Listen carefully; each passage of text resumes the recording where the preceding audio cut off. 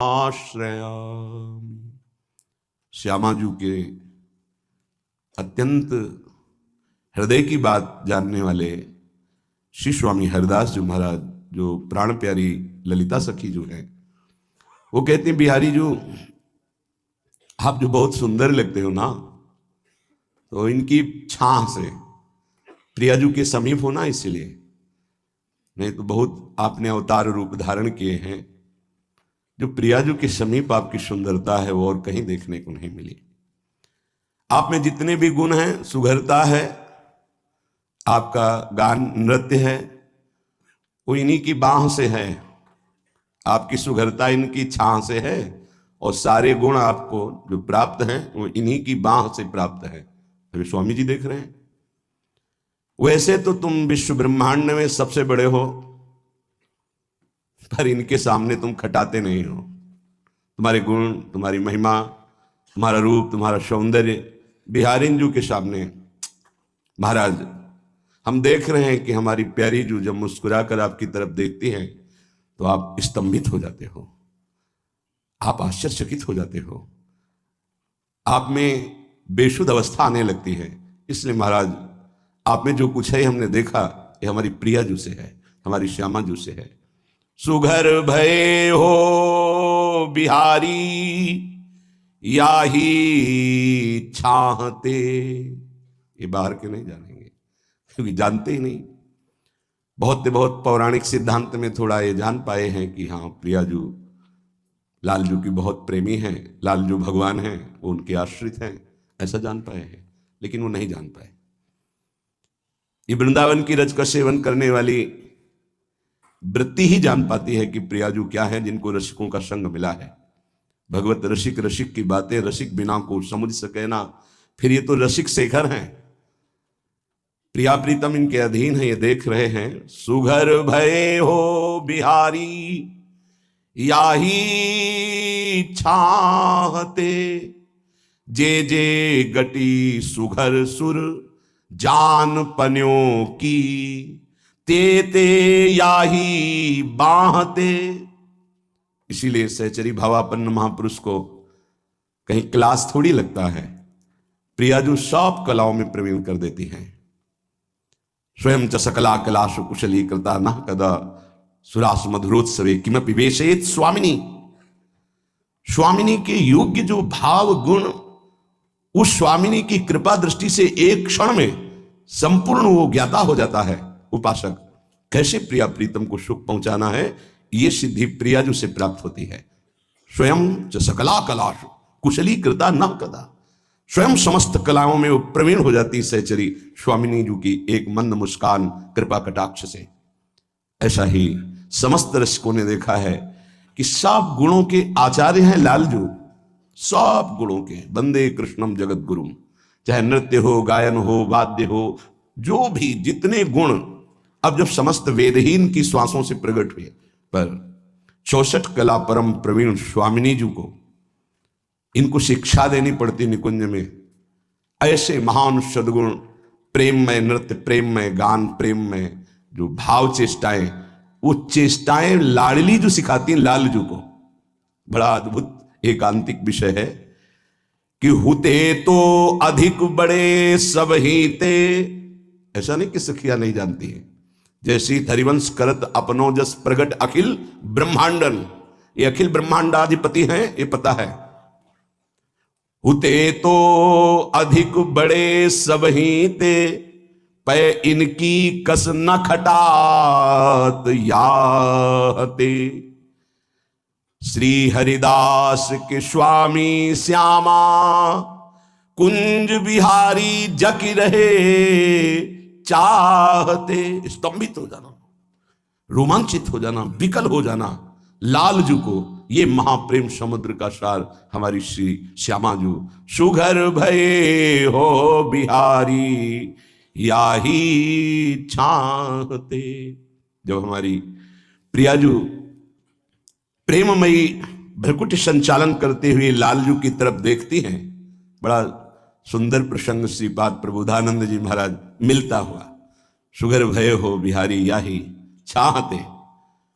जब प्रियाजू निर्तन भ्रकुटि बदन अंबुज मृदु सरस हास मद बोलन। तो अस्त्राणाम अधिदेवता रतिपते रीशार्दने पीसितु स्वाद्यानाम अधिदेवता परम प्रोद्दाम भावश्रियाम केलीनाम अधिदेवता रसभृताम शाकापि राधाभिदा प्राणानाम अधिदेवता ब्रजपते जागर्ति वृंदावने। हमारी स्वामिनी जी जिस समय प्रेम भरे नेत्रों से और भ्रकुट संचालन करती हैं तो अस्त्राणाम मध्य देवता रतिपते रीशार्दने पिसीतु, यहां विश्व ब्रह्मांड के मान का मर्दन करने के लिए एक काम 5 बाण संधान कर ले तो शिव की समाधि भंग कर दे काम। पुष्प बाण संधान करके 5 बाण प्रभु देवादिदेव महादेव पर वार किया तो समाधि भंग हो गई, शिव की समाधि भंग हो गई। ऐसे करोड़ों काम श्री लालजू की मुस्कुराहट में मूर्छित हो जाए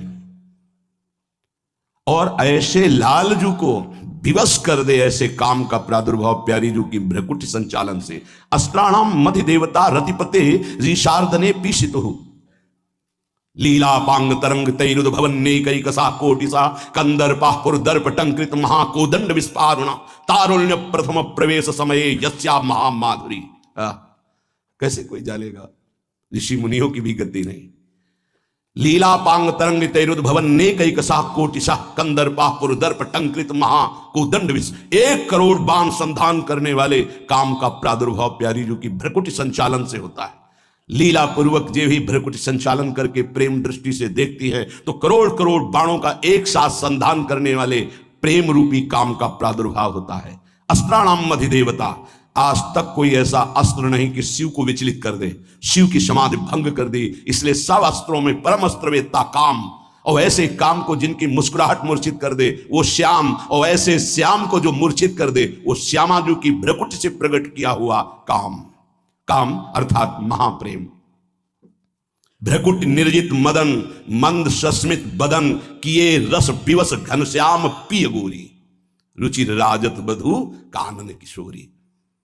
समस्त अस्त्रों के अधिदेवता जगदीश्वर का मर्दन करने में समर्थ, करोड़ करोड़ बाण संधान करने वाले काम का प्रादुर्भाव महारानी जी की भ्रकुट से होता है।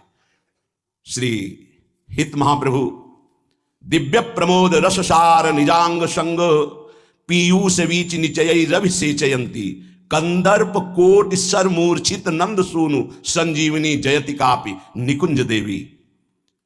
श्री स्वामिनी जी के श्री अंग से अलौकिक वो शोभा जो लालजू को बेसुध कर देती है।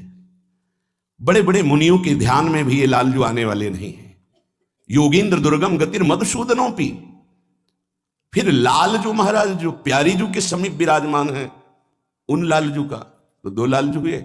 हाँ, निकुंज से बिहारी जो महाराज ही अपने अंश से लालजू के रूप में ब्रज लीला में प्रकट होते हैं, जो नित्य बिहारी ठाकुर। पर वो नित्य बिहार निरंतर अखंड अनादि चलता रहता है। जो बिहारिणी जू के समीप विराजमान अद्भुत सौंदर्य, अपने श्री अंगों के प्रेमामृत रूपी तरंगों से श्री लालजू के नेत्रों का प्राणों का सिंचन करती रहती स्वामिनी जू। दिव्य प्रमोद रस सार निजांग संग पीयूष वीची, अमृत तरंगों से निचयी रवि से चयंती। श्री लालजू का प्राण पोषण, इसीलिए श्री जी का एक नाम है प्राण पोषणी, श्री लालजू के प्राणों का पोषण करने वाली। ऐसी हमारी स्वामिनी जी के कंदर्प कोटि सर मूर्छित नंद सोनू, करोड़ करोड़ कामदेव के बाणों से, वैसे 5 बाण लौकिक कामदेव, ये अलौकिक प्रियाजू की भ्रकुट से प्रकट हुआ श्री लाल जो महाराज मूर्छित हो जाते हैं। वेणुकरान्निपतिता स्खलितम शिखंडम भ्रष्टम च पीतवसनम ब्रजराज शूनो यस्याह कटाक्ष सर्पात विमूर्छितस्य ताम राधिकाम परिचरामि कदार। तभी कहते हैं स्वामी जी महाराज, इनके सामने आप नहीं टिक सकते। एक प्रसंग आता है, हित सजरी जो लाडली जी को कह रहे हैं चले किन मानिनी कुंज कुटीर, तो बिन कुंवर कोटि बनिता जो तो मथत मदन की पीर, चले किन मानिन कुंज कुटीर। हम उनकी स्थिति बता रहे हैं। गदगद सुर विरहा कुल पुलकित सर्वत्र बिलोचन नीर, क्वाश क्वाश वृषभानु नंदिनी बिलपत विपिन धीर। कंठ से शब्द नहीं निकल रहा, नेत्रों से अश्रु प्रवाह हो रहा, कहां हो लाडली, कहां हो श्यामा, ऐसा पुकार रहे हैं। पूरा पद की अंतिम पंक्ति में इत सजनी जो जे ही प्रियाजू ने सुना, तो जैसे हरिवंश परम कोमल चित चपल चली पी तीर। और ये सखी निवेदन करती है लालजू से कि प्रियाजू पधार रहे, तो सुनी भयभीत वज्र को पंजर, सूरत सूर रणधीर चले किन माने।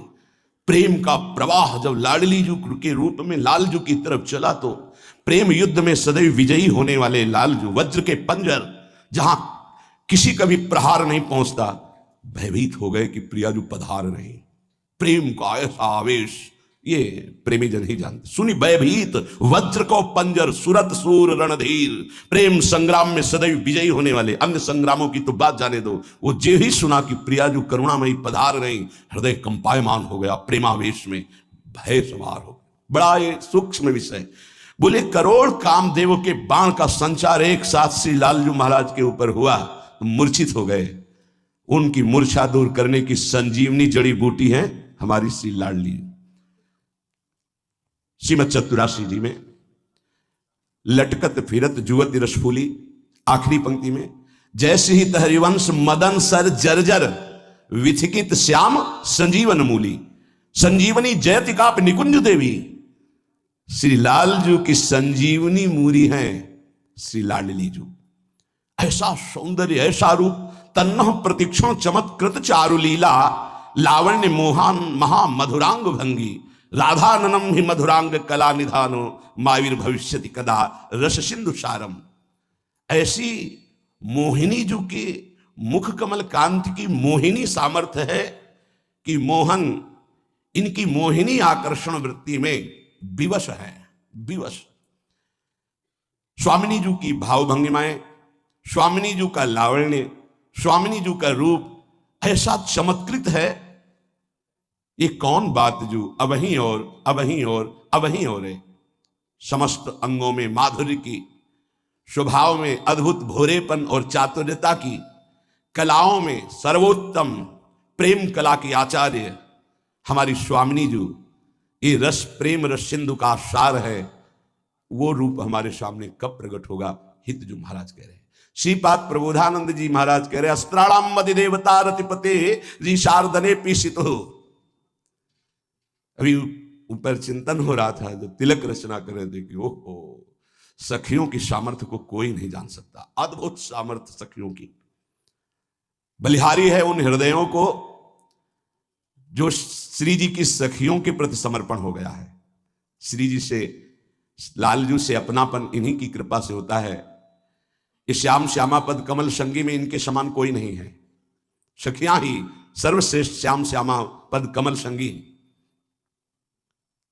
जो आद्य सखियां हैं, सनातन निरंतर प्रियाजू के समीप रहते हैं, उन्हीं सखियों की कृपा से जो सखी भावापन्न महापुरुष प्रवेश पाते हैं, केवल उनकी कृपा से अद्भुत प्रेम सुख। सोचो, जहां प्रभु भगवान परब्रह्म परमात्मा तत्व जिन्हें कहा गया वो प्रेम विवश हो जाते हैं, वहां जीव की क्या दशा होगी। पर यही कृपा का स्वरूप है कि जीव की जीवत्व का और ईश के ईशत्व का दोनों का विस्मरण कराकर निकुंज के अद्भुत प्रेम खेत में उतार दे। उसका नाम प्रेम है, उसका नाम हित है। हमारी स्वामिनी जो जगदीश्वर का भी मर्दन करने वाले समर्थ कामदेव को प्रकट करती है अपनी भ्रकुटी से। भ्रकुटी निर्जित मदन मंद सस्मित बदन। इसीलिए सखियों की हृदय की वृत्ति को कौन जान पावे, कैसी ठसक रहती है। एक कल्याण मोक्ष परम पद, ये तो सब सोहनी लगा के बाहर कर दिया जाता है। ये धाम है वृंदावन धाम, नवनिवृत्त निकुंज। स्वाद्यानाम मदि देवताति परम प्रोद्दाम भाव श्रेयाम। आस्वादन करने योग्य जितने भाव हैं, ब्रह्म भाव, शांत भाव, दास्य भाव, सख्य भाव, वात्सल्य भाव, गोपी भाव, आस्वादन करने योग्य जो भाव है उनका सबसे श्रेष्ठ महारसमय भाव, उसके अधिदेवता अर्थात सहचरी भाव का प्रेम इन्हीं से प्रकट होता है, श्री जी से। श्री जी की इच्छा का नाम सहचरी है, श्री जी की संधिनी शक्ति का नाम सहचरी है। रसपूर्ण केली नाम अधिदेवता रसभृताम शाकापि राधाभिधा। जितने भी रस हैं उन संपूर्ण रस विलासों का समूह एकत्रित किया जाए तो वृंदावन रस सिंधु के सामने वो एक किनका होगा।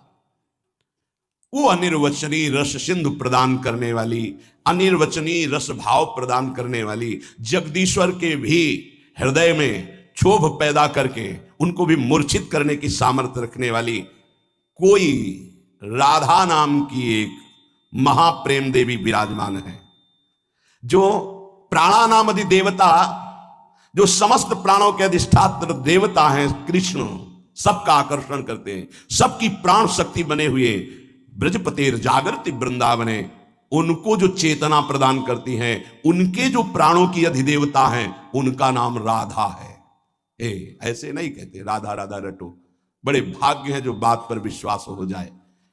भ्रूभंगया कोटि कोटि सृजति रतिपतेर वाग विलास सुधाराम, जिसकी भ्रूभंग मात्र से करोड़ करोड़ बाणों का संधान करने वाले काम का प्रादुर्भाव होता है। निकुंज में सोहनी लगाते हैं ये काम, जो करोड़ बाण संधान करते हैं। भ्रूभंगया, एक जगह हो तो एक जगह, जिन जिन सखियों ने देखा वो वर्णन कर रही। इसीलिए यहां वेद का प्रवेश नहीं, वेद रसिकन की वाणी, बिना रसिक महापुरुषों की वाणी के निकुंज रस को नहीं समझ सकते।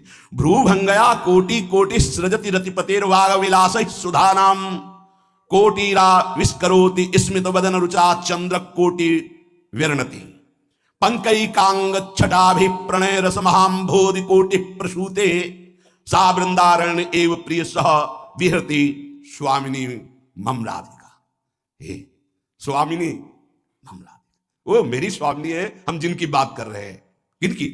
जिनके भ्रूभंग इशारे मात्र से करोड़ करोड़ बाणों का संधान करने वाले काम प्रकट होकर जगदीश्वर का भी मर्दन कर देते हैं, जो महान भाव की चरम सीमा को प्रदान करने वाली है, जो रस समुद्र में अवगाहन कराने की समस्त कलाओं में प्रवीण करने वाली है, जो समस्त चराचर जगत के प्राण हैं, उनकी जो प्राण संजीवनी, उनका नाम राधा है। ऐसी स्वामिनी जी जो चातुर्यता की मूर्ति हैं, कोटि कोटि प्रेमामृत का आविष्कार करके सहचरी और लालजू को पान कराती रहती है, जिनकी मुस्कान मधुर मधुर और जिनकी मुख कांति करोड़ करोड़ चंद्रमाओं की भी चांदनी को लघु करती रहती है, जिनके प्रत्येक अंग का लावण्य रूप सौंदर्य छटा कोटि कोटि महाप्रेम रस के महासिंधुओं को व्यक्त करती रहती है, उनका नाम है राधा, और वो मेरी स्वामिनी है, मम स्वामिनी। उपासक ये बात ध्यान रख ले कि ये जो कृपा हुई है, ये सर्वोपरि कृपा हुई है। तुम्हें अपने मार्ग से इधर उधर ताकने की जरूरत नहीं है, इस मार्ग में कृपा प्रधान है।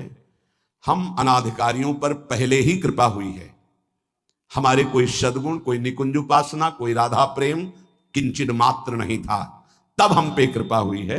अब तो अपने चरण शरण में, अब तो अपने घर में, अब तो अपनी प्रेम पंक्ति में हमें बैठाल दिया गया है। अब हमें चिंता नहीं करनी, अब हमें चिंतन करना है।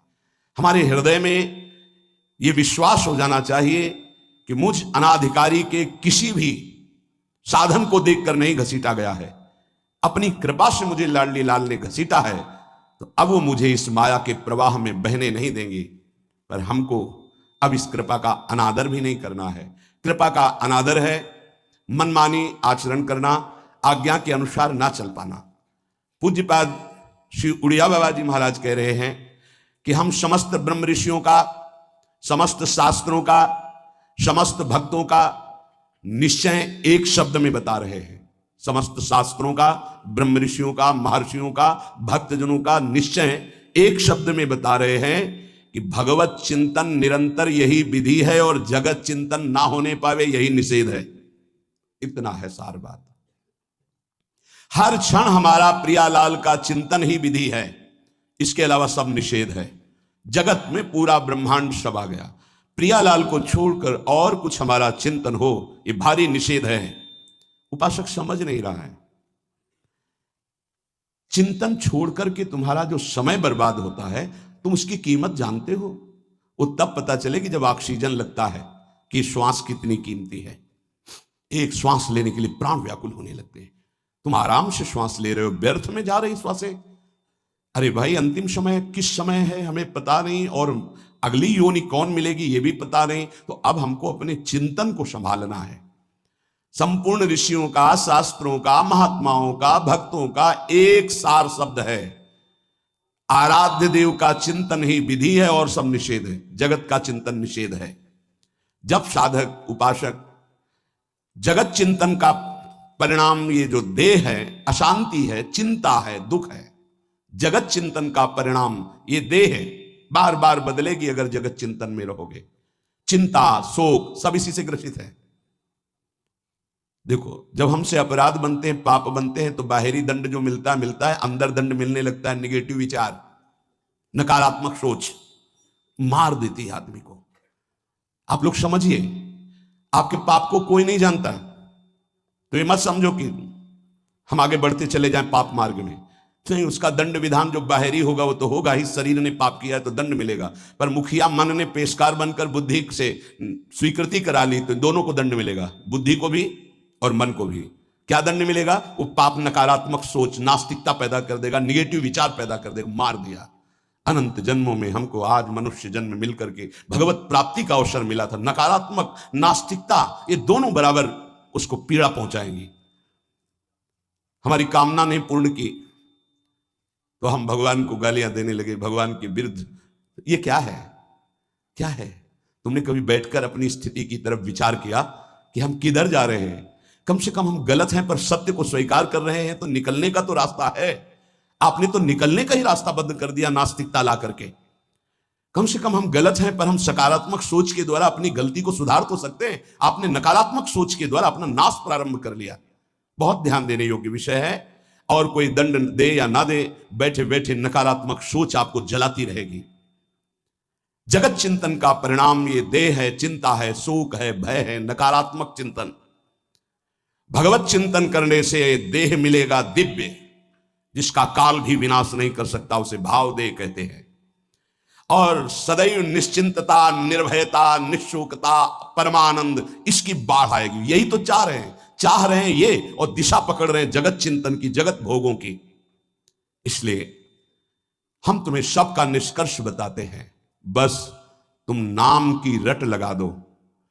कलियुग करम न धर्म विवेकु, राम नाम अवलंबने को। पूज्य बाबा कहे कलिकाल है और साधन सिद्ध होना बहुत कठिन है। एकमात्र नाम का सहारा ले लो, निरंतर नाम जप करो। जो जितना अधिक नाम जप करेगा उसे उतनी अधिक भागवतिक शक्ति प्राप्त होगी। ध्यान दीजिए, जो जितना अधिक नाम जप करेगा उसे उतनी ही अधिक भागवतिक शक्ति प्राप्त होगी। जितनी अधिक भागवतिक शक्ति प्राप्त होगी उतने अधिक निर्विकार होते जाओगे। बहुत पॉइंट की बात है। सब कहते हैं हमें ये विकार, ये विकार, ये रोने की, घिघियाने की जरूरत नहीं है, ताकतवर बनने की जरूरत है। ताकत है भगवान नाम जप। फिर सुनो, जो जितना अधिक नाम जप करेगा उसे उतनी अधिक भागवतिक शक्ति प्राप्त होगी। जिसकी जितनी अधिक भागवतिक आध्यात्मिक शक्ति जागृत होगी उतना ही वो निर्विकार होगा। जिस व्यक्ति को गुरुदेव ने जो मंत्र, जो नाम दिया है, उस एक मंत्र, एक नाम को बहुत काल तक जप का अभ्यास बनाओ। यह बहुत कठिन बात है। कल भी शाम के कह रहे थे कि एकांत में किसी एक मंत्र पे रखना, इसकी चाल है, पकड़ी गई चाल। जब मंत्र में लगे तब पद की बात कर रहा है, पद चलाओ। जब पद में लगे तो नाम की बात कर रहा है, नाम चलाओ। जब नाम में लग गए तो कहता मंत्र चलाओ। इसकी बात मत सुनो। एक जगह पकड़ लिया, अब नाम चल पड़ा। अपने लोगों का जैसे अब नाम चल पड़ा तो पवित्र है अपवित्र है मंत्र में नहीं पहुंचेंगे, सीधे नाम में लगे हुए हैं। अब अचानक मंत्र चलने लगा, अब मंत्र पे पूरी एकाग्रता हो गई। पद चलने लगा तो पद पे पूरी भाग तो कहां भागेगा, आना पड़ेगा इसी घेरे में। मंत्र चल रहा है, वो श्रद्धा कर रहा है, इस समय पद गाओ, इस समय पद में चलो। बार बार विक्षेप बिल्कुल नहीं सुनना, बार बार मंत्र। क्योंकि जब पद में जाओगे तो वहां भी नहीं टिकेगा, वो कोई प्रपंच सामने खड़ा कर देगा। इसको सुनो, इसको देखो, इसका चिंतन करो। माला ले लिए, चलो पार्क में टहल कर रहेंगे, गली में टहलते, बालकनी में खड़े हो जाते हैं, पूरी एकाग्रता रहेगी। हाँ, फंसाएगा किसी चित्र में, चिंतन में फंसाएगा। बहुत साधक को सावधानी की जरूरत है। जिस उपासक को जो मंत्र, जो नाम मिला है, एक नाम, एक मंत्र, बहुत समय तक उसे चलाने का अभ्यास कीजिए। ये बहुत छलिया है मन। ये तो मंत्र तो इतना जप ही लिए हो ना, अब राधा नाम जपते हैं। हाँ बात तो सही तुम्हारी, चलो राधा राधा राधा राधा राधा शुरू किया, अब वो और जगह ले जाएगा। इसका मतलब इसकी सलाह सत से सत, पहले सत से सत और फिर सत से असत में ले जाएगी। इसका मतलब जहां हमें लग गए वहां हमें लगना चाहिए, इसकी सलाह नहीं माननी चाहिए। ये बहुत सलाहें देता है, सलाह देना इसकी स्वभाव प्रवृत्ति संकल्प विकल्प, इसी को रोकना है। उपासक पकड़ पाओ तो बहुत लाभ प्राप्त होगा। सब इस समय हमें यह नहीं देखना कि मानसिक से कितना लाभ है, उपांशु से कितना, ये सब बातें मत देखो। अरे वाचिक से 10 गुना उपांशु, उपांशु से 100 गुना मानसिक, ये गुना उना हमें नहीं चाहिए। इस समय हमें भगवदाकार वृत्ति करनी है। हमें कोई लाभ हो हानि हो गुना से मतलब नहीं है। वहां जपने से इतना लाभ, वहां जपने, हमारा केवल लक्ष्य है प्रभु का स्मरण। पकड़ो बात। अब वो अगर मानसिक नहीं हो रहा तो उपांशु आते हैं, उपांशु नहीं हो रहा तो हम वाचिक आते हैं, वाचिक नहीं हो तो हम कीर्तन करते हैं। छोड़ेंगे नहीं, तुम्हें बख्शेंगे नहीं। अनन्य चेता सततम, हमें सतत अनन्य चित्त को अपने आराध्य देव में जोड़ना है। जिस उपासक में भोगों की त्याग वृत्ति अधिक है वो बहुत जल्दी सिद्ध होता है। पकड़ो, जो पुरुषार्थ तो करता है पर साथ में भोगों को भी भोगता है, उसकी आसक्ति भजन में नहीं हो पाती, वो आगे नहीं बढ़ पाएगा जब तक वो अपनी वृत्ति को सुधारेगा नहीं। जो तत्व ज्ञान प्राप्त करना चाहता है या प्रेम प्राप्त करना चाहता है, उसको चाहिए कि सदगुरु की अधीनता स्वीकार कर ले, क्योंकि बिना सदगुरु की अधीनता के उसे परिपक्व अवस्था प्राप्त नहीं होगी। जो सदगुरु बतावे नियम दे उनका अक्षरशः पालन करे।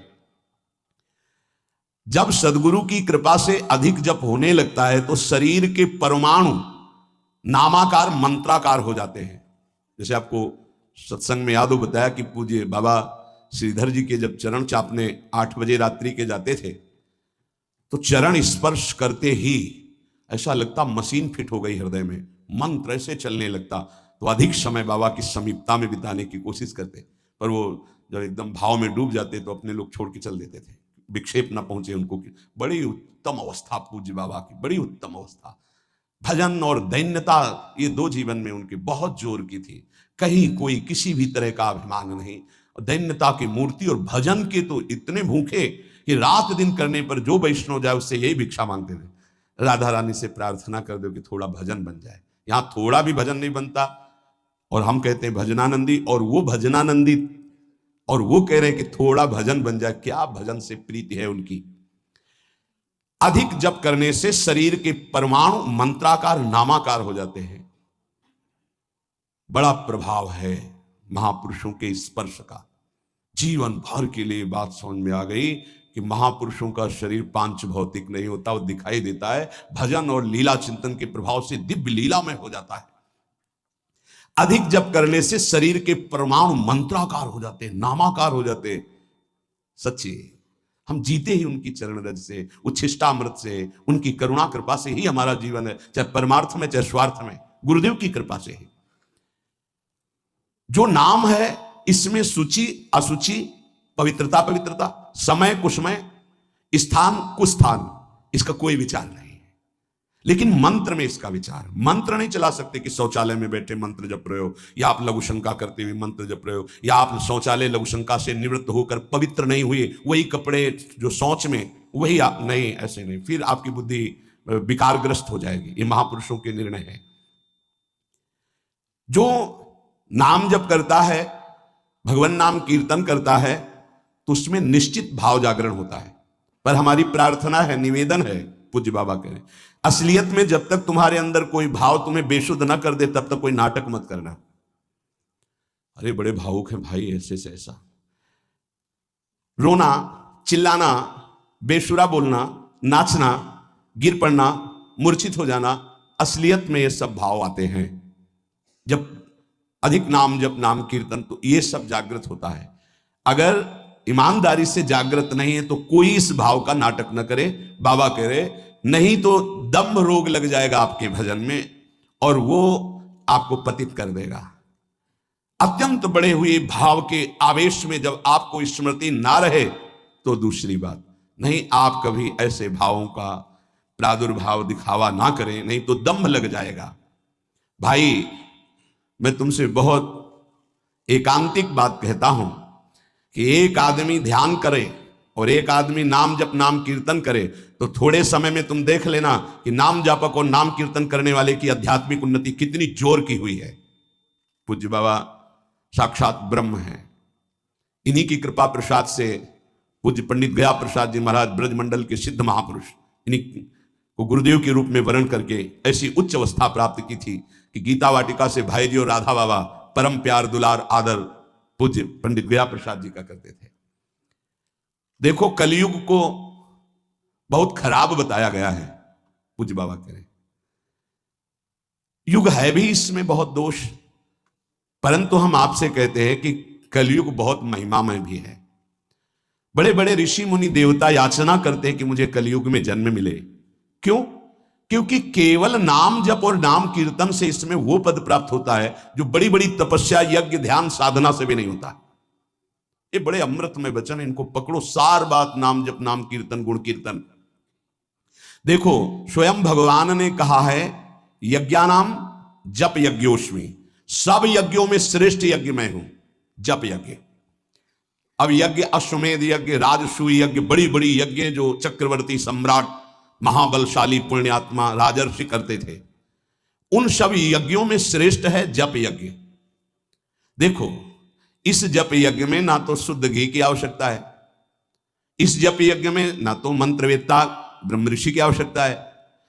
यज्ञ में बड़ी जानकारी बड़ी व्यवस्थाएं सुव्यवस्थित करने पर ही फल मिलता था। जैसे यज्ञ करता कोई अंग भंग नहीं होना चाहिए, किसी भी अंग में किसी भी तरह की कोई कमी नहीं होनी चाहिए। अगर एक आंख काम नहीं करती तो तुम यज्ञ में सफलता प्राप्त नहीं कर सकते, बैठ नहीं सकते, यजमान नहीं बन सकते। कोई भी रोग, कुष्ठी रोग, विधुर, अविवाहित, कई तरह की शर्तें, फिर मंत्रवेत्ता ब्रह्म ऋषि का मिलना, फिर यज्ञ की सामग्री, फिर सम्यक रूप से निर्विघ्न यज्ञ हो जाए तब उसका फल, और वो भी स्वर्ग आदि अन्य लोग। सब यज्ञों में श्रेष्ठ ये जप यज्ञ है। इसे बालक भी कर सकता है, बूढ़ा भी कर सकता है, स्त्री भी कर सकता, कोई भी कर सकता है, बिना पढ़े लिखे कोई भी हो। राधा राधा जपने के लिए कौन सी विद्या पढ़ने का, ये परा विद्या है, ये आ गई तो सब विद्याएं जागृत हो जाएंगी। जो ब्रह्म विद्या, तत्व ज्ञान या प्रेम का रहस्य, ये सब जागृत हो, ये परा विद्या है राधा नाम। सबका अधिकार है नाम जप में। मैं अपना अनुभव कहता हूं, पूज्य पादुड़िया बाबा जी का अनुभव, केवल नाम जप और जितेंद्रियता से सब कुछ प्राप्त हो जाएगा। पूज्य भाई जी का मैं अपना प्रथम और अंतिम अनुभव कहता हूं कि एक नाम जप का तुम नियम लो, निर्वाह करेंगे भगवान, और तुम्हें निश्चित भगवत प्राप्ति होगी। भाई जी का पूज्यपाद उड़िया बाबा, मैं अपना अनुभव कहता हूं कि नाम जप और जितेंद्रियता से सब कुछ हो जाएगा। जितेंद्रियता बाद में बोली है, बहुत सही। नाम जप तुम करो, जितेंद्रियता नाम जप प्रदान करेगा। पीछे ध्यान दीजिए, अभी सत्संग में कहा गया जो जितना अधिक नाम जप करेगा उसमें उतनी अधिक भागवतिक शक्ति आएगी, जिसमें जितनी अधिक भागवतिक शक्ति आएगी वो उतने निर्विकार होता जाएगा। समझ रहे? नाम जप और जितेंद्रियता से सब कुछ हो जाएगा। तत्व ज्ञान प्रेम ये कलयुगी जीवों की समझ में आने वाला नहीं।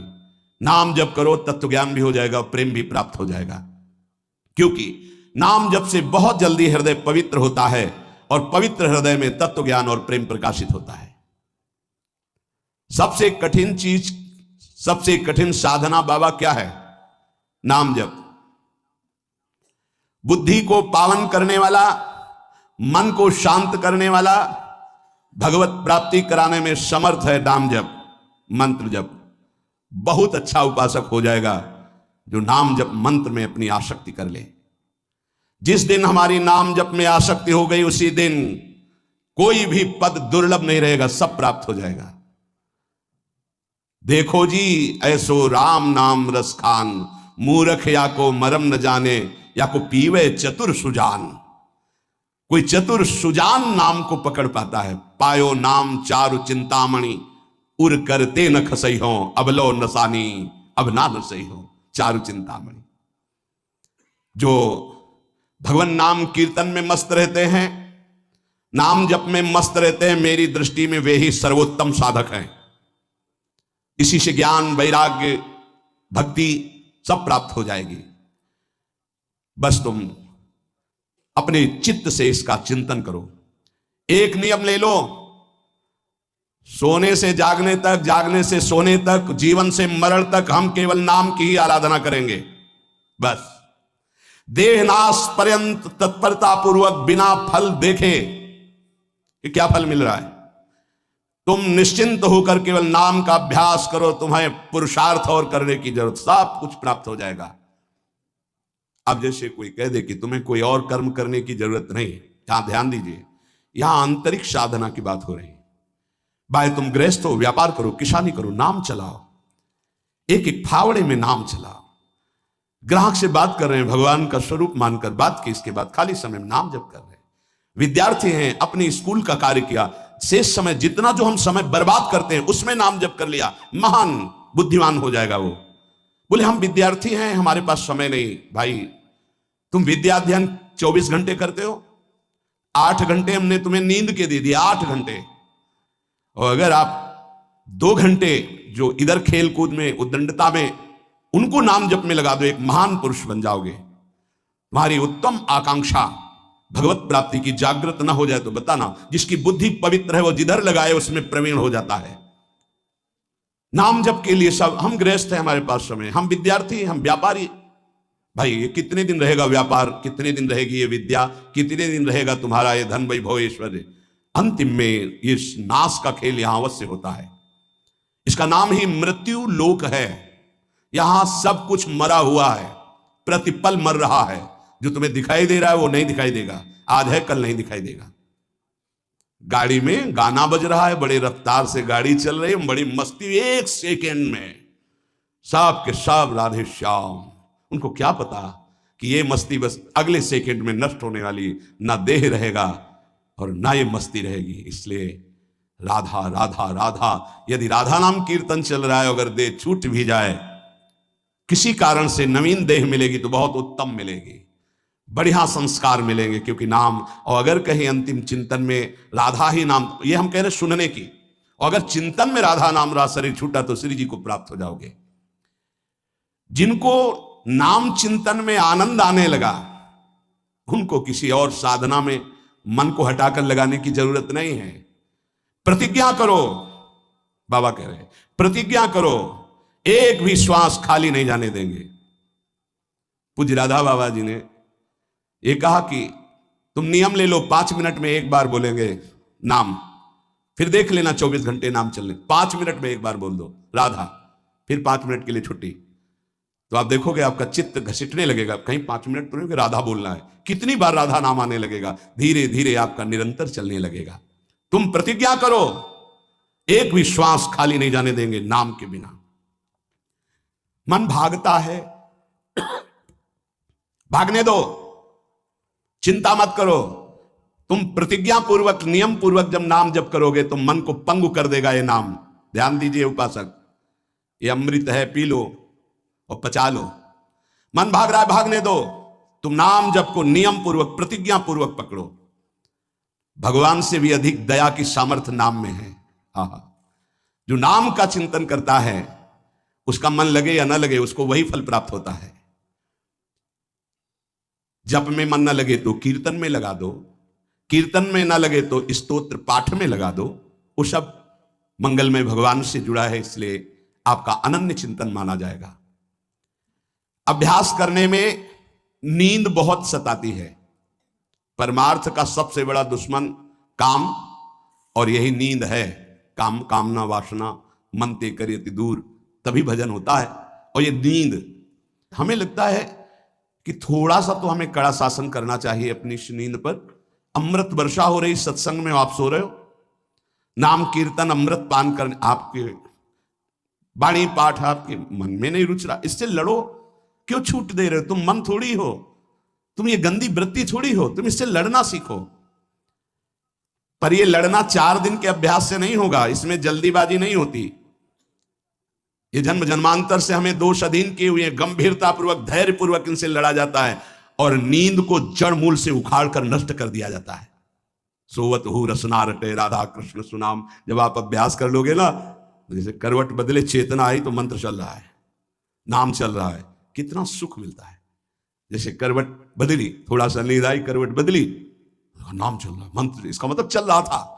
धड़कन हम जैसे सो गए तो धड़कन तो चल रही ना, ऐसे ही नाम चलता है। जागृत स्वप्न सुषुप्ति स्फुरत में राधा पदाब्ज छटा। अभ्यास, नित्य नाम जप का हिसाब रखें कि आज कितना कम हुआ है, आज कितना अधिक हुआ है, उसका हिसाब मन के द्वारा, कितनी देर हम नाम में टिके, कितनी देर हम विषय में चिंतन में। भजन हठ पूर्वक करना चाहिए, इसके लिए हठी स्वभाव होना, जिद्दी स्वभाव। हमें जहां डर लगा है वहां जरूर खड़े हुए हैं, जहां हमें रोका गया है कि यहां भूत प्रेत वास करते हैं, जरूर हम वहां लेटे हैं, जरूर बैठे हैं, देखेंगे भगवान हमारे संग, हम देखेंगे, नहीं डरेंगे। अगर हम ऐसे डरेंगे तो जो डरवा देगा हम डर जाएंगे। बचपन से स्वभाव अकेला रहना और जिद्दी स्वभाव रहना, बार बार अपने मन को इस भ्रम को हटाना है, भगवान ही है, सबकी अंतरात्मा में वही है, वही पंचभूतों के रूप में है, वही भूतों के रूप में है। नामदेव जी ने जब एकाग्र दृष्टि से देखा तो लंबे भूत में भी श्री विट्ठल भगवान मुस्कुराते नजर आए। एक डरना नहीं कहीं, और जिद्दी स्वभाव रखना है, जिद्दी स्वभाव। नींद, भूख, प्यास, सर्दी, गर्मी, ये सब मेरे स्वरूप नहीं है, मुझे ये परास्त नहीं कर सकते, मेरे भजन को ये बाधित नहीं कर सकते, ऐसे चलना है। एकांत भ्रमण में बड़ा पुष्टता है, जो पहले, अब तो नहीं है, नहीं भ्रमण करना चाहिए। देखो आज का समय नहीं रह गया जैसे अपने लोग वैराग्य से भ्रमण के, नहीं रह गया समय कि आप 2-4 संत ऐसे भ्रमण करो, नहीं रह गया। अब तो चुपचाप धामों का, तीर्थों का, ऐसा ही सब प्राय संतजन करते हैं कि तीर्थों का, पुरियों का, धामों का आश्रय ले लिया और अपना साधन करके भगवत प्राप्ति। नहीं तो अब वो समय नहीं रहा कि आज इस वृक्ष के नीचे, कल उस वृक्ष के नीचे, नहीं, पिटाई हो जाएगी। बड़ा विचित्र समय हो गया। इसीलिए साधु अपनी अपनी कुटिया में अपना आजीवन भजन करते हुए प्रभु को प्राप्त करें। भजन करने वालों के लिए नींद से लड़ना आवश्यक है, हठ पूर्वक नींद पर विजय प्राप्त करनी है। प्रारंभ में एक नियत समय रखो नींद का। हठ पूर्वक अति भोजन पर, अगर नाम सिद्ध करना है, भजन सिद्ध करना है, हठ पूर्वक भोजन पर, देखो भोजन पर सुधार कीजिए। और विरत बहुकर्मा, अति सांसारिक वार्ता, परिश्रम, श्रम आदि करने से इंद्रियां शिथिल हो जाती, फिर नाम जप में नहीं लगती। तो छठदम शील, विरत बहुकर्मा, निरत निरंतर, सज्जन धर्मा, छठवीं भक्ति का वर्णन किया। ऐसे वो बहुत कार्य, जिन कार्यों से इंद्रियां शिथिल होकर भगवान में न लगे, प्रेम प्राप्ति के उपासक को सावधान रहना है। मृदु मृदु कार्य करते हुए, भगवत चिंतन करते हुए हमारा नाम न छूटे, ऐसी पशुता हमारे आचरणों में, हमारे चिंतन में ना पावे कि नाम छूट जाए। अपने आप आपको आनंद प्राप्त होने लगेगा। तुम एकाग्रता की चिंता मत करो, तुम केवल नाम जप की चिंता करो। हमारी तो प्रार्थना है 24 घंटे में और जो साधन करो करो, गीता पाठ करो, भागवत पाठ करो, जो भी आप, लेकिन 3 घंटे केवल भजन के लिए दे दो हमें। 3 घंटे केवल भजन, केवल भजन करेंगे 3 घंटे, ऐसा समय। फिर आप देख लेना और सब साधन करो, बीच बीच में नाम। 3 घंटे का नियम बना लो कि जब 3 घंटे हम करेंगे, 24 घंटे में 3 घंटे जप के लिए। इसी जन्म में तुम्हें लाभ दिखाई देने लगेगा। 3 घंटे। उपासक, जिस माला में बार बार ऐसे जप किया जाता है उसमें भागवतिक शक्ति जागृत हो जाती है। हम जिस माला से जप करते हैं उससे आध्यात्मिक शक्ति को बढ़ाने की सामर्थ्य आ जाती है। इसलिए जो गुरु प्रदत्त माला है जिंदगी में ना बदली जाए। अगर मन का टूट गया है तो नया मन का डलवा लीजिए, माला टूट गया तो पुनः गुहा लीजिए, उसको जिंदगी में ना बदला जाए जो गुरु प्रदत्त माला है। सावधानी से। बोले बंदर ले गया, भाई अगर हमको बंदर ले जाएगा तो माला ले जाएगा? नहीं, माला ऐसे नहीं ले जाएगा, क्योंकि माला हमारी छाती से लगा है। हमने आपको बताया, माला को बहुत संभाल के, माला हमारी भगवत स्वरूप है, गुरु प्रदत्त है, हमारा जीवन है, उसको कैसे संभाल कर रखेंगे? अगर आपके जेब में 1 करोड़ रुपया हो तो कैसे संभालोगे? बार बार हाथ वहीं रहेगा कि कहीं गिर ना जाए, कहीं चला ना जाए। आप ऐसे थोड़ी रख देंगे बेग। ऐसे माला पर आपकी मातृ बुद्धि, कैसे बंदर ले गया, कैसे माला छूट गई, कैसे? किसी किसी की माला पड़ी दिखाई देती तब लगता कैसा उपासक है, माला जमीन में छोड़ करके चला गया, उसको ज्ञान नहीं, कैसा उपासक कैसा है, माला कैसे छूट गई, तुम्हारे कदम कैसे आगे बढ़ गए, आपने चेक नहीं किया कि आपकी माला कहां है। इतना होश नहीं है। या तो अवधूत स्थिति को प्राप्त हो या तो बिल्कुल प्रमाद स्थिति को प्राप्त हो। अवधूत तो बनना बड़ी कठिन बात है। हाँ, नाटक भले कर लो। माला को भगवत स्वरूप, गुरु प्रदत्त, जैसे गुरु प्रदत्त वाणी है ना, जो हमें गुरु जी ने दी थी, सिंहासन में विराजमान है, प्राण से भी अधिक प्रिय, जहां हमारा जीवन धन पादुका जी विराजमान, गुरु की वही वाणी विराजमान है। वाणी जी, माला जी, जब कभी तो नहीं तो वो विराजमान है वो माला, वो वाणी गुरु प्रदत्त जो हमें जीवन धन प्राप्त हुआ, वो कभी किसी को छूने का भी अधिकार नहीं। जब तक हम छू सकते तब तक वो सेवा हमारी। माला भगवत स्वरूप है, माला जीवन में नहीं बदलनी चाहिए, जो गुरु प्रदत्त माला है। कीर्तन एकाग्रता पूर्वक तन्मयता पूर्वक किया जाए तो भगवान को आकर्षण करने की शक्ति कीर्तन में है। मिलकर यदि कीर्तन किया जाए, तुमुल ध्वनि हो जोर से, तो उस कीर्तन में जगत मंगल करने की सामर्थ्य प्रकट हो जाती है। बड़े सात्विक भावों का आविर्भाव होता है। कीर्तन के द्वारा बहुत जल्दी परमार्थ का लाभ मिलता है और प्रभु का साक्षात्कार भी होता है। भगवान और भगवान के नाम में कोई भेद नहीं है। जोई नाम सेई कृष्ण भज निष्ठा करी, नामेर सहित आछे आपन श्री हरि। हरि कृपा करी तो नाम का रूप धारण करके आपकी जिह्वा में आ गए। जोई नाम सेई कृष्ण भज निष्ठा करी, नामेर सहित आछे आपन श्री हरि। स्वयं श्री हरि नाम रूप धारण कर हमारी जिह्वा में आ गए। जब तक पाप रहेगा तब तक नाम में प्रेम और सुख नहीं प्राप्त होगा। इसलिए खूब नाम जप करते रहो और सहते रहो, जैसी आपकी हृदय की स्थिति हो, विचलित मत हो। नाम जप का ऐसा प्रभाव देखा है कि पास बैठे व्यक्ति में जबरदस्ती नाम जप शुरू हो जाए, ऐसा नाम जप का प्रभाव। साधक नाम जापक है तो जो उसके सानिध्य में आएगा जबरदस्ती जप प्रारंभ हो जाएगा। जैसा बताया पूज्यपाद बाबा के जो चरण तो चापते तो मशीन जैसे मंत्र चलने लगता। जब किए बिना ना रहा जाए तब समझना चाहिए कि जप में हमारी रुचि हो रही। जब खाना पीना कोई भी कार्य जप में परेशानी पैदा करे तो रोक दे। कवल रुक गया, नाम चल रहा है, फिर शुरू किया। इसीलिए कहा है कि मौन। खाना पीना हर क्रिया नाम जप के सहित, उसे कहते हैं जप निष्ठ उपासक। जप निष्ठा ही सबसे बड़ी निष्ठा है। अन्य साधनों में तो देखा गया है मन का रंजन हो जाता है, मन अपनी खुराक ले लेता है अन्य साधन, लेकिन नाम जप में मनोरंजन नहीं होता। मन का विषय, मन का जलना होता है। और नाम जपने वाला साधक निवृत्ति मार्ग का अंदर से पथिक हो ही जाएगा। नाम जपने वाला साधक भगवत प्राप्ति कर ही लेगा। नाम जप सबसे मुख्य है पर सबसे कठिन है नाम जप निरंतर करना। हम तो ये कहते हैं कि और सब कुछ करने में सरलता है, पर नाम जप करने में बहुत कठिन। बाबा कह रहे हैं नाम जप में यदि प्रेम हो गया तो तुम्हारी सब सार्थक हो जाएगी सेवा, जो भी आपकी गृहस्थी विरक्ति, जो भी। नाम और शरीर से सेवा, ये दोनों बड़े सूक्ष्म विषय है। शरीर से हर कर्म भगवत सेवा और नाम जप। अर्जुन जी ने श्री भगवान से प्रश्न किया कि मैं चाहता नहीं हूं कि पाप हो, फिर भी ना चाहने पर यह पाप कौन करवा देता है? मानो ये हमारा सबका प्रश्न है। अथ केन प्रयुक्तोयम पापम चरति पुरुषः अनिच्छन्नपि वार्ष्णेयो बलादि नियोजितः।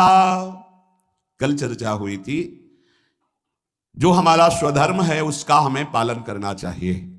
परधर्म भयावह, दूसरे के धर्म को स्वीकार करना मानो भय को स्वीकार करना है। किसी भी प्रलोभन से, बिल्कुल साधारण धर्म,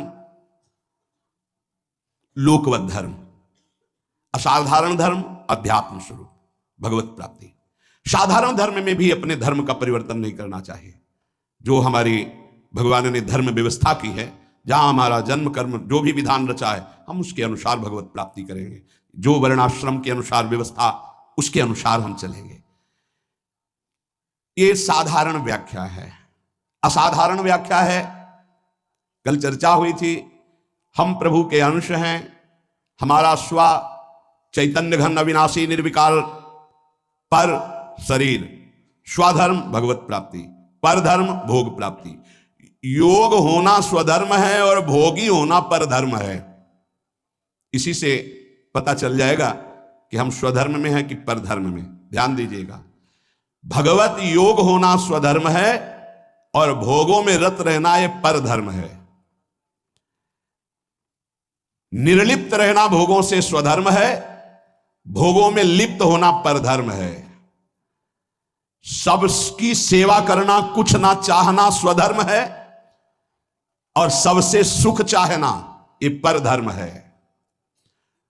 भगवत प्रेम होना स्वधर्म है, शरीर प्रेम, शरीर संबंधी रिश्ते नातों में प्रेम होना परधर्म है।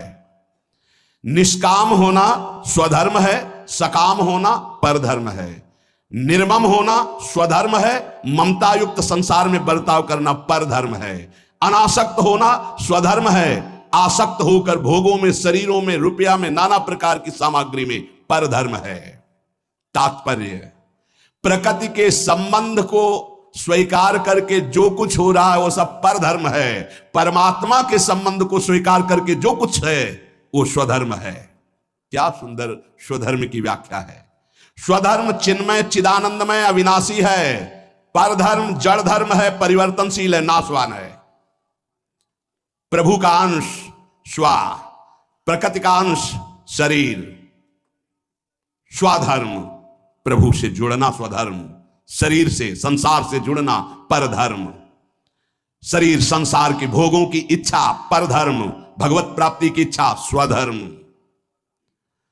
चेतन स्वधर्म, जड़ परधर्म, परमात्मा स्वधर्म, प्रकृति परधर्म। बहुत सुंदर, इससे सुंदर व्याख्या स्वधर्म और परधर्म की मिलना कठिन है। परिवर्तनशील परधर्म, एक रस स्वधर्म। दो प्रकार की इच्छाएं होती हैं, एक भगवान की प्राप्ति की इच्छा, एक संसार की प्राप्ति की इच्छा। भगवान की प्राप्ति की इच्छा स्वधर्म है, इच्छा करना चाहिए। संसार की प्राप्ति की इच्छा परधर्म है, भयावह है, भय प्रदान करेगी, दुख प्रदान करेगी। कहीं कुधर्म को, अधर्म को, परधर्म को स्वधर्म मत मान लेना। दूसरे का अनिष्ट भाव, कूटनीति, आप अपने धर्म में इसे कुधर्म बना रहे हैं, यह स्वधर्म नहीं हो सकता। हमारे यहां देवता देवियों की पशु की बलि चढ़ा रहे कि हमारे इष्ट कुल से चला रहा है, और प्रसाद में बोले ये स्वधर्म नहीं है, अधर्म है। स्पष्ट यज्ञ में आराध्य देव के सामने प्रसन्नता, संकल्प पूर्ति में जो पशुओं की बलि है, कैसा भाव है इसमें? तो कोई बड़ी बहादुरी है? बोले भले पशुओं को लाके काट दिया और कि इससे अंबा प्रसन्न हो जाएंगी। अरे मां है, वो उसकी भी मां है। जगदंबा शब्द किसे सार्थक होगा? जगदंबा शब्द कैसे सार्थक होगा? वो सब चराचर जगत की मां है। मां अपने बच्चे को काट करके ये देखकर सुखी हो जाएगी? नहीं। अगर सुखी होती तो जड़ भरत जी को जब काटा जा रहा था तो अंबा जी काहे को विचलित हो गई? मूर्ति फाड़ के प्रकट हुए, काट के फेंक दिया सब अपने आराधना करने वालों को। यह स्पष्ट यहां आज्ञा है, किसी भी जीव को कष्ट देकर के, बलि आदि देकर कि हमारा स्वधर्म है, बोले यह धर्म है, स्वधर्म नहीं। दूसरे का अनिष्ट भाव, कूटनीति, दुख देना, नाना प्रकार के जाल में फंसाकर दूसरे को दुख देना, बोले ये कुधर्म है। मनमानी आचरण, शास्त्र विरुद्ध आचरण अधर्म है। और अपने लिए जो निषिद्ध निषेध करता है शास्त्र, दूसरे वर्ण आश्रम, दूसरे धर्म मार्ग का नहीं, ये परधर्म है। कुधर्म, अधर्म, परधर्म का त्याग करके स्वधर्म में चले तो उसका परम कल्याण हो जाता है। तो अर्जुन ने कहा महाराज इच्छा नहीं है कि हम पाप करें, पर हमसे पाप हो जाता है। ये अर्जुन जी का प्रश्न नहीं, ये तो भगवान कृपा करके अर्जुन जी के हृदय से प्रश्न करवा रहे हमारे लिए। जैसे कई लोग प्रश्न करना तो नहीं चाहता पर पाप हो जाता है, पाप करते हैं, चाहते नहीं पर पुनः पता नहीं, ऐसा लगता है कि कोई हमारे ऊपर सवार हो गया, हमसे करवा लिया। अथ केन प्रयुक्तोयम पापम चरति पुरुषः अनिच्छन्नपि वार्षणे बलादिव नियोजिता। हे वार्षणे, ना चाहता हुआ ये मनुष्य जबरदस्ती जैसे कोई पाप करा लेता है। ये कौन है जो पाप आचरण करा लेता है? बहुत समझने का विषय है। जो थोड़ा विचारवान पुरुष है, पाप से डरना चाहिए, ये बहुत कष्टप्रद होता है। वो पाप नहीं करना चाहते, अनिच्छिन्न, उनकी इच्छा नहीं कि हमसे कोई ऐसा पाप बने, पर पाप कर्म कर बैठते। ये है कौन जो पाप करा देता है? इच्छा तो नहीं है ना। लोग कहते हैं मेरी इच्छा नहीं थी, फिर पाप कैसे हो गया? तो हम मानते हैं कि आप विचारशील हैं, पाप नहीं करना चाहते, पर भीतर जो पाप कराने की इच्छा है, उसको तुमने देखा? क्या है पाप? भोग भोग करके सुखी होने की इच्छा। भोग भोग करके सुखी होने की इच्छा, इसको तुमने नहीं देखा? यही पाप कराती है। भोगों में सुख है, ये जो तुम्हारे अंदर बैठा हुआ यही पाप करा रहा है। नहीं, दुख वाला भला आचरण करके दिखाओ कि इसका परिणाम जो है वर्तमान में भी दुखद और भविष्य में भी दुखद, आप बिल्कुल कदम नहीं रखेंगे। आपकी सुख बुद्धि होती है। अभी हम छीना झपटी करके चोरी कर ली चैन की, मोबाइल की, 10-20 हजार मिल जाएंगे, उससे अच्छा भोग होगा। चोरी, हिंसा, व्यभिचार, जुआ, जो भी निषिद्ध कार्य होते हैं, अंदर से सुख की लालसा होती है। अनिच्छिन्न केवल उसका यह कहने का है कि वैसे मेरी पाप करने की तो इच्छा नहीं थी, लेकिन भोग सुख की इच्छा ही पाप का मूल है। बलाद्यु नियोजित। अर्जुन जी कह रहे हैं फिर ये बलात् मुझसे कौन पाप करवा लेता है? मेरी इच्छा तो पाप करने की नहीं। ये संसार में सुख है, भोगों में सुख है, अंदर जिसके ये बैठा है वो पाप किए बिना रह नहीं सकता। जानाम्य धर्मम न च मे निवृत्ति केनापि देवेन हृदय स्थितेन यथा नियुक्तोस्मि तथा करोमि। केशव, मैं धर्म को जानता हूं पर उसमें मेरी प्रवृत्ति नहीं है। मैं अधर्म को भी जानता हूं पर उससे मेरी निवृत्ति नहीं है। ऐसा लगता है कोई देवता मेरे हृदय में बैठकर करवा रहा है, क्योंकि मैं धर्म जानता हूं। वो देवता है सांसारिक सुख भोग की प्रबल इच्छा, और कोई देवता नहीं। दुर्योधन ने जिसे देवता कहा यही काम है, यही भोग इच्छा है। मनुष्य विचार पूर्वक जब तक इस भोग इच्छा का त्याग नहीं करेगा तो वो नहीं चाहता कि पाप हो, पर उससे बलात् पाप होंगे भोग इच्छा से। इस भोग में सुख है। केन प्रयुक्तोयम पापम चरति अनिच्छ। कौन है जो इच्छा ना होने पर भी जबरदस्ती पाप करा रहा है? श्री भगवान कह रहे काम एष क्रोध एष रजो गुण समुद्भव महासनो महापापमा विद्धेन मिहि वैरिणम। अर्जुन, ये रजोगुण से उत्पन्न हुआ काम, यही पाप का मुख्य कारण है। भोगों में सुख है, काम। अब देखो आज की हमारी समाज की धारा किधर बहती जा रही। ये जो बच्चे परस्पर मित्रता, boyfriend girlfriend, live in relation, ये जो आज के नई पीढ़ी में ये रोग लग गया है, और इसे स्वीकृति भी है, नाश की तरफ हमारी समाज की वृत्ति जा रही है। जहां संयम, जितेंद्रियता, ब्रह्मचर्य, परम पवित्र शरीर, फिर पाणि ग्रहण और आदि आदि आदि, वहां कोई धर्म शास्त्र का भय नहीं, कोई गुरुजनों का भय नहीं, कोई भगवान का भय नहीं। शास्त्र हमारा प्रधान कानून है। वेद, पुराण, पौराणिक, ब्रह्म ऋषि, ये हमारे परम कल्याण के लिए जो सूत्र बोले, ये अगर हम वैदिक सिद्धांत, शास्त्र सिद्धांत, गुरुजनों की वाणी की वृत्तियों को नहीं पहचानेंगे, नहीं सुनेंगे, नहीं समझेंगे, तो हमारी वृत्तियां हमारा नाश कर देंगी। कौन है जो ये पाप करा रहा है? तो भगवान कह रहे हैं रजोगुण से उत्पन्न हुआ ये काम ही पाप का मुख्य कारण है, और यही क्रोध रूप में परिणित हो जाता है। बहुत खाने वाला महापापी, ये बैरी बहुत ही नाश करता है। इस विषय में सबसे बड़ा दुश्मन ये काम है। ये रजोगुण से उत्पन्न हुआ है। ये राग से काम उत्पन्न होता है। बहुत बहुत इसको सीमा में किया गया है। भगवान ने आगे वर्णन किया है कि धर्मयुक्त काम मैं हूं। भगवान धर्मयुक्त काम मैं हूं। पाणिग्रहण संस्कार करके घर गृहस्थी में संतानोत्पत्ति के लिए जो चेष्टा है, काम चेष्टा, वो धर्म में बांधकर निर्विकार होने के लिए, उसे बेविचारी बनाने के लिए नहीं है कि एक सीमा में बंद करके एक ऐसे शास्त्रीय पद्धति के अनुसार चलने से निष्कामता आ जाए। किसी धर्मपूर्वक एक को स्वीकार करके जब, तो घृणा हो जाएगी। आप देख लेना, ये जब से मोबाइल आया और इसके दूषण वृत्तियों को स्वीकार किए, तो हमारी नई पीढ़ी बहुत हानि को प्राप्त हो गई। जो नए सिद्धांत अन्य जनों के आए, अन्य प्रांतों के देशों के, वो बहुत हानिकारक हो गए। ये भारत है, ये धर्म देश है। शांति प्राप्त करने के लिए विदेशी जन भी हमारे धर्म गुरुओं की शरण होते हैं। हमारे देश के सिद्धांत, धार्मिक सिद्धांत को स्वीकार करते हैं। देख लीजिए, धोती, चोटी, माला वो धारण करते हैं, और उनका उतरैल हम धारण करते हैं। फटे यहां से पैंट, जान दिख रहे, अरे सिल लो भाई। बोले नहीं, वो बड़े आदमी का फैशन है। अरे वाह भाई, गांव में तो अगर कहीं फट जाता था तो कहते तुम्हारा कपड़ा फटा, सिल लो भाई। तो चलो गरीब आदमी वो सिल लेता था, आज बड़े आदमी होके फाड़ के घूमते हैं। नहीं, यहाँ से एक दो बार तो हमने भी पूछा, तो फिर इन लोगों ने बताया टोकना नहीं। क्यों? बोले ये फैशन है। तो हमें लगा कि अच्छा, हम तो कहने वाले थे भैया तुम्हें पता है तुम्हारा पैंट फट गया है। अरे शरीर ढकने के लिए वस्त्र है, वस्त्रों का प्रयोग, यहां फटा यहां फट दी, जितना फटा उतना बड़ा आदमी। तो हमें लगता है कि ये तो बहुत मतलब विचित्र कोटि की बुद्धि है। कपड़े पहने जाते हैं तन ढकने के लिए, फट गए तो सिल लिए जाते हैं। बोले जितना फटा उतना महंगा।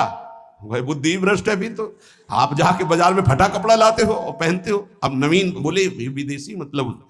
तो हमें लगता है कि हमें अपने भारत देश का जो धर्म है वो शांति प्रदान करता है, क्योंकि शांति लेने के लिए आप काशी में जाइए, आपको लाखों विदेशी जन मिलेंगे जो धर्म गुरुओं के चरणों में बैठ करके हमारे मोक्ष सिद्धांत को, ये सिद्धांत कहीं नहीं मिलेगा आपको। जीवन मुक्तता, परमहंस अवधूत मोक्ष पदवी या भगवत प्रेम, ये आपको यहीं मिलेगा। नहीं, नर्क स्वर्ग की बात है, इसके आगे तक की कहीं बात नहीं है। अगर मोक्ष पदवी, जीवन मुक्तता, तो ये यहां की बात है। ये काम बचपन से जहां थोड़ी चेतना जागृत हुई तो ये राक्षस सवार हो जाता है बुद्धि में। अब भय धर्मशास्त्रों का, गुरुजनों का, समाज का, तो इस राक्षसी प्रवृत्ति को शासन में रखा जाता था। अब वो भय नहीं रह गया। हम कहते हैं अगर मित्रता करो तो आजीवन निर्वाह कर ले जाओ। उस मित्रता को चलो भाई, भगवान जैसा युग धर्म के अनुसार तो कम से कम एक का जीवन स्वीकार किया तो आजीवन उसी को स्वीकार करे रहो।